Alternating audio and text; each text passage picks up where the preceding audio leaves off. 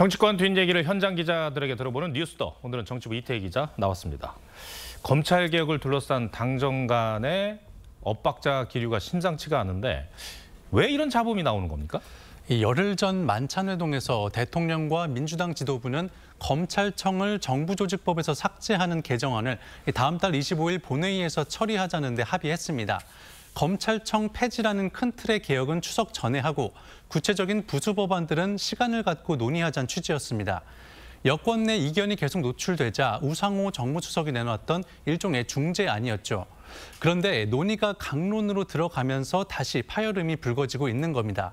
주요 쟁점들을 살펴보면요. 검찰의 특수부 역할을 대신할 중수청을 행안부 아래 둘지 법무부 산하에 둘지, 또 검찰의 명칭을 그대로 유지할지, 검찰의 1차 수사 지휘권을 인정할지 등입니다. 민주당은 검찰의 권한을 최대한 뺏겠다는 쪽에, 법무부는 부작용을 최소화하겠다는 쪽에 방점을 찍으면서 이견을 보이고 있는 겁니다. 이재명 대통령이 직접 토론을 중재하겠다며 이제 제안을 했는데도 당의 반응은 왠지 시큰둥한 것 같아요. 대통령실은 문재인 정부 시절 검찰개혁의 부작용을 되풀이해서는 안 된다는 생각이 강합니다. 당시 공수처 설치, 검경 수사권 조정이 졸속으로 추진되면서 수사 혼선과 사건 적체가 심각했습니다. 실제로 경찰이 송치한 민생범죄 사건의 검찰 처리 비율은 문재인 정부 취임 이듬해인 2018년에 2016년 대비 16%가 줄었습니다.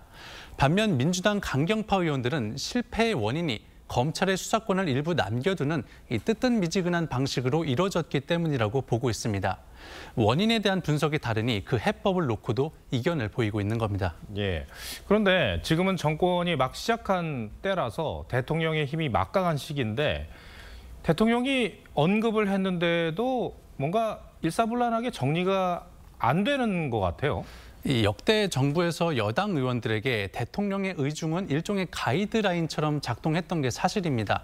하지만 이재명 대통령이 당대표 시절 당원 주권주의를 강조하면서 당원들의 권한을 키워놓은 것과 무관치 않다는 분석이 나옵니다.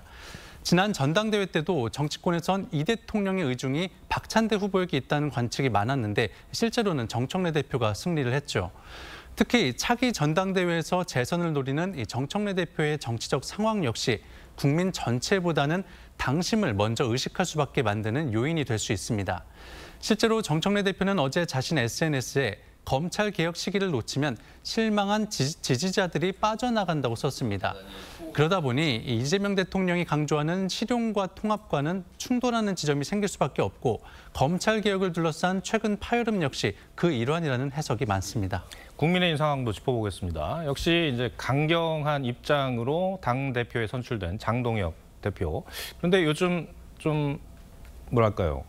당선 이후에는 조금 달라졌다는 그런 평가가 나오더라고요. 네, 이 장동혁 대표는 오늘 조선일보 인터뷰에서 유튜버 전한길 씨를 당 밖에 있는 의병이었고 그 옷이 가장 잘 맞는다며 일각에서 제기됐던 당직 기용서를 일축했습니다.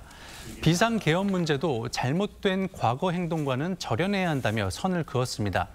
전당대회 전 강경 일변도에서 다소 톤을 낮추는 모습인데 빠른 인적 청산과 윤석열 전 대통령 접견 등을 주장하고 있는 김민수 최고위원과는 의견차를 보이고 있는 겁니다.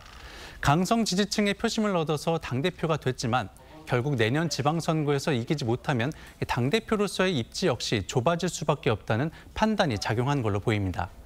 다만 장 대표의 변화가 임기 초기의 일시적인 제스처인지 실제로 전략적 전환을 시작한 건지는 조금 더 지켜봐야 한다는 반론도 있습니다. 네, 알겠습니다. 이태희 기자, 잘 들었습니다.